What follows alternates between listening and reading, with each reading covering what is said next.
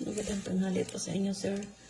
Manghingi po ako ng tulong sa inyo, sir, na gusto mo po ako dito. Nahirapan na po ako. Minsan po magkain sa isang linggo, 2 beses lang po magkain ng kanin.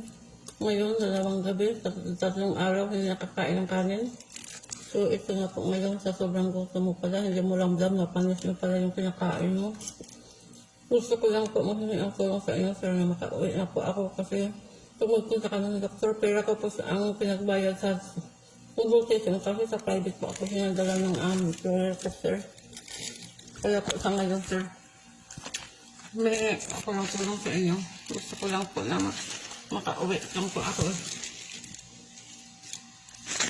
Sobra mo palang gutom, hindi mo ramdam na ang pinakain mo pala, panis na. So po, sa basurahan po ito.